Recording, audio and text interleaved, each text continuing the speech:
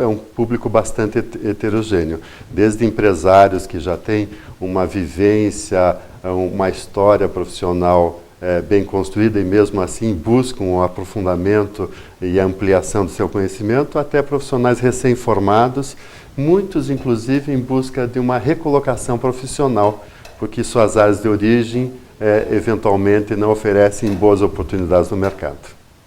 Temos casos de alunos, por exemplo, que entram e ingressam no curso de especialização e encontram novas oportunidades ou mudanças de carreira? Graças a isso? Com certeza. Por exemplo, é comum a busca pelo curso por profissionais da área de turismo.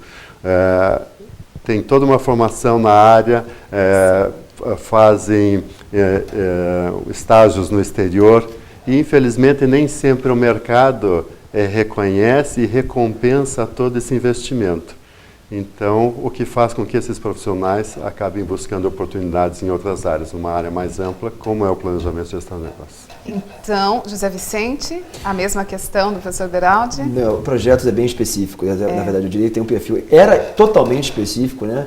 Quando eu comecei a coordenar o curso em 2005, a gente tinha uma situação de que dava para dizer que 60% dos alunos eram de TI, era da área de TI, de tecnologia da informação, e 40% engenheiros que trabalhavam no grandes projetos. Só. Dentro daquela área específica na empresa que você tinha comentado. Não tinha mais nenhum outro perfil. Era isso. Meu curso de projetos era dedicado a esses profissionais. Hoje em dia, aí sim, a coisa pulverizou bastante. Dá para dizer hoje, no nosso curso, a gente tem mais ou menos ainda 25%, mais ou menos, dos nossos alunos vêm da TI. 20% de empresas da área de grandes projetos das empresas, muita gente hoje de montadoras, né, e autopeças da área de desenvolvimento de produtos. Né, e até uma realidade, gente. Acredito eu, também profissionais que formam profissionais dentro das empresas. Exatamente. Correto? Muitas pessoas que recebem, esse é um perfil bastante comum agora, os PMOs, né, os escritórios de gestão de projetos começam a ser estruturados. Então, às vezes, esse ano já apareceram vários lá, né, que chegam, né, por que você veio fazer aqui? O que te trouxe aqui? Eu ganhei um presente, né? Eu fui nomeado o chefe do escritório, né, de projetos. E aí ele aparece lá para fazer a especialização, né? Ele ganhou esse presente. Embora você tenha dito anteriormente que não existe mais uma área exclusiva dentro da organização, que é o departamento para a gestão de projetos, e que isso seria uma necessidade, então, de praticamente vários núcleos da organização que queiram desenvolver projetos, que desenvolvam projetos e que tenham a necessidade, na verdade. Sim, é bom diferenciar, né? Uma área de projetos, um departamento de projetos de um escritório de gestão de projetos, que é o desenho, vamos dizer assim, mais atual para qual as empresas estão caminhando.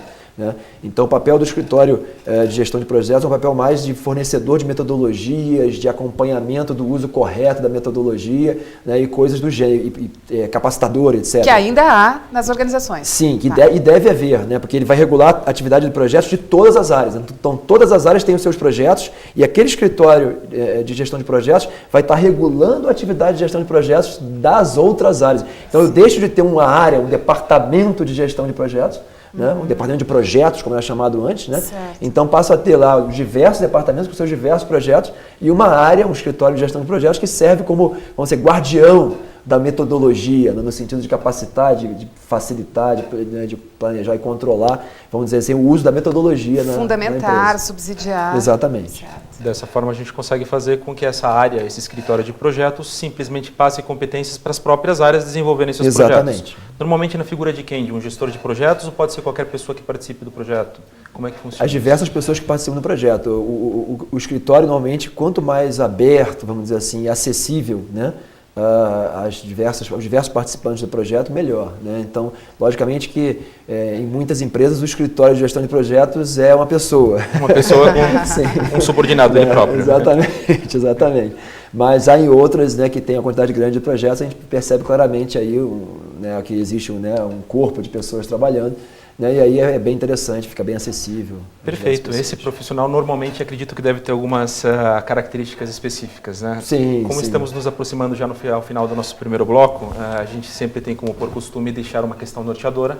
Essa questão norteadora é como se fosse um fio condutor para a discussão durante o segundo bloco sobre o assunto que a gente apresentará. A questão norteadora do programa de hoje é, atualmente, no momento onde as metodologias técnicas de gestão de projetos estão em extrema expansão e fácil acesso das pessoas, bem como também a demanda por esses profissionais, já mencionado pelo professor José Vicente, que é uma demanda crescente.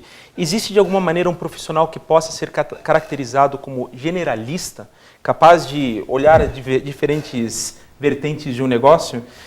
É possível que esse mesmo profissional seja capaz de gerenciar esses diferentes negócios? Ele possa trabalhar com uma área específica e depois trabalhar com uma área que não tem absolutamente nada a ver com a primeira?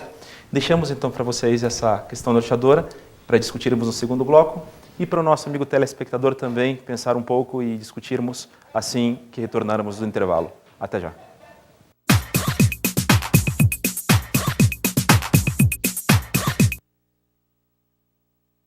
Tudo começa pelo diálogo. Afinal, na cidade onde o abstrato conversa com o figurativo e o sagrado convive com o profano, é que nasceu uma escola de negócios que fala com o mundo.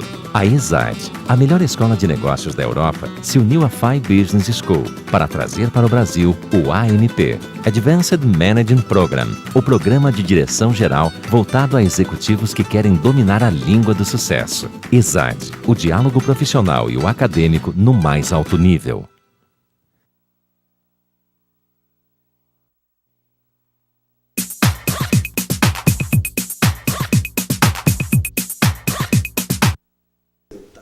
Estamos de volta com o segundo bloco do programa Diálogos Acadêmicos e Profissionais. Tema de hoje, gestão de projetos, planejamento e gestão de negócios.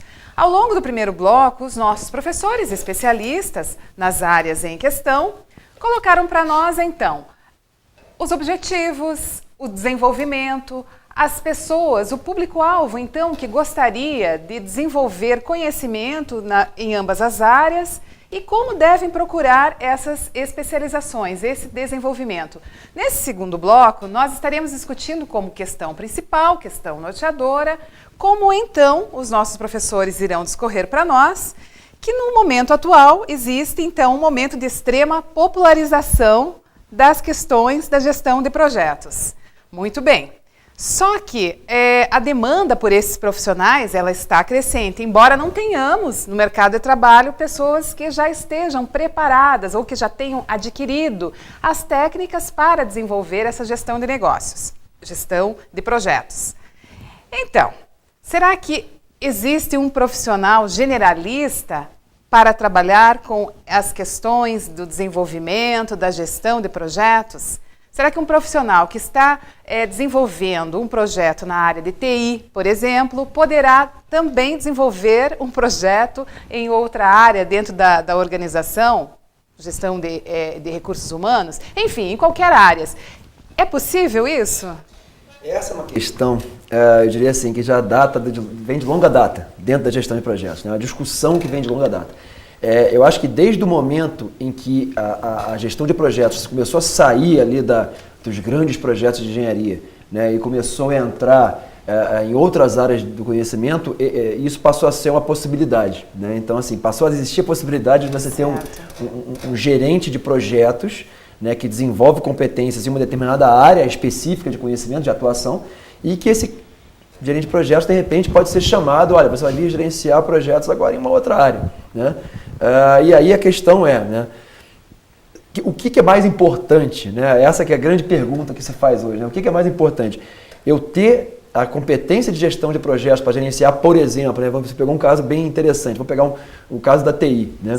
E é até um caso que a gente encontra alunos, por exemplo, lá no curso da FI, na situação similar, né? Então, profissional que fez carreira, né, que se formou na área de tecnologia da informação e que fez carreira coordenando e gerenciando projetos de tecnologia da informação, ele ama a gestão de projetos e ele quer ser gestor de projetos, mas ele não quer mais ver TI na frente dele. Ele cansou de TI, né? Tá certo? Então, assim, esse é o tipo de questão. Ele fala, e o que eu ouço no dia a dia, né? Professor, o que você acha? Né? Você acha que é possível, né? Eu tenho chance de estar gerenciando outros projetos? Né? Então a discussão é muito grande, porque de um lado, né, a gente tem a questão das competências técnicas relacionadas àquela área, né? Então a gente pode imaginar os problemas que podem acontecer, até mesmo de comunicação, vamos pensar agora no lado oposto, né? Então uma pessoa que tem experiências em projetos na área de motores, né, vamos botar assim, e aí ele é chamado para gerenciar um projeto de TI. Né? Então o cara, TI para ele até então ele era um usuário do Windows. Né? Então a partir dali ele é chamado, né, para gerenciar um projeto de TI. Né? Então imaginem o tipo de problema, né, de discussões, né, que podem haver. Um primeiro ponto que é fundamental, a questão da comunicação, né? A questão da aceitação desse profissional como gestor daquela equipe, né, de projetos. Esse é o primeiro problema bastante interessante que eu colocaria. Né? Por quê? Né? Primeiro, essa pessoa não tem o jargão, né? Ela não domina a área no sentido dos problemas típicos da área, né? Como é que é a vida de um profissional, como é que é a carreira desse profissional. Então ela não tem domínio dessa situação e ela vai ser colocada, né, naquela fogueira com o papel de gerenciar as pessoas ao longo do projeto. E é importante ressaltar, né, na maioria das empresas, a figura do gestor de projetos, daí a necessidade tão enfatizada, tão discutida das habilidades de negociação, porque negociação é importante para qualquer gestor, né? Mas eu acho que o gestor de projetos é muito mais ainda, né? Um gestor departamental, né, ele tem subordinados fiéis, né, tá certo? Ou seja, todos os subordinados dele, né, dependem, né, do seu chefe, ou seja, de alguma maneira, né, quem vai trabalhar com promoção, com avaliação de desempenho e tal, é aquele próprio chefe. Sempre é o chefe dele. O gestor de projetos ele tem um problema gravíssimo. A maior parte das vezes a equipe dele é emprestada. Né?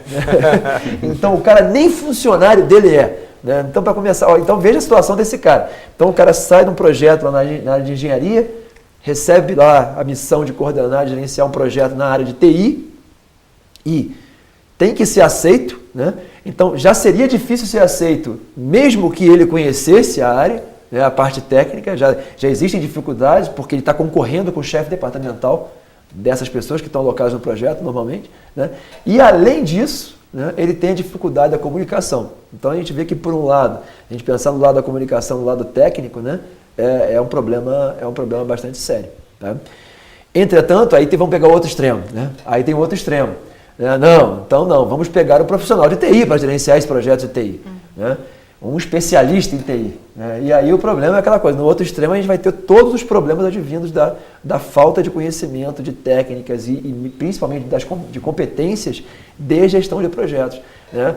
Negociação, né? O saber ouvir, todas as competências ligadas à liderança, né? Saber motivar a equipe, né? Conseguir motivar a equipe, conseguir tirar o melhor, né, de cada um dos membros da equipe. Quer dizer, o profissional da TI ele vai ter todo o jargão, ele vai ter, né, ele vai ser reconhecido, esse sabe do que está falando, ele conhece o produto final, né, daquele projeto, ele sabe tudo o que está falando. Entretanto, isso não está longe de garantir o sucesso, né, naquela empreitada. O interessante nesse sentido, professor, é que a gente percebe que, de alguma maneira, então, essa nova tendência das empresas que é criar o PMO, o escritório de projetos dentro da empresa, é capacitar justamente áreas.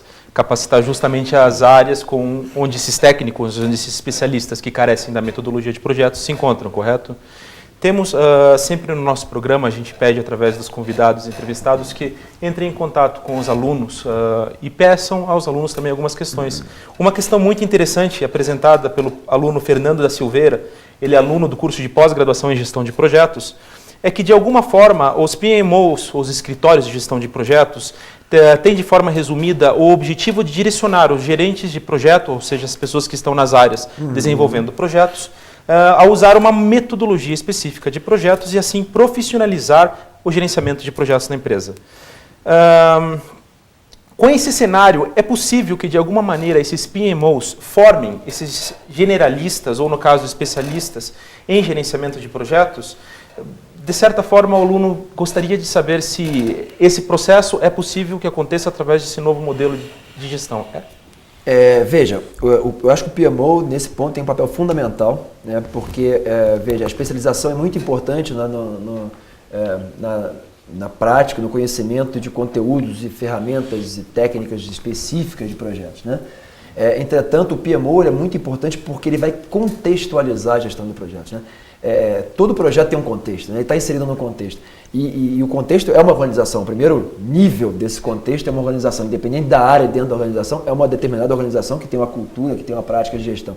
Então, eu acho que é muito importante o papel do PMO como capacitador. Logicamente que, e é extremamente frequente isso, né? Grandes empresas, por exemplo, vão desenvolver a abordagem de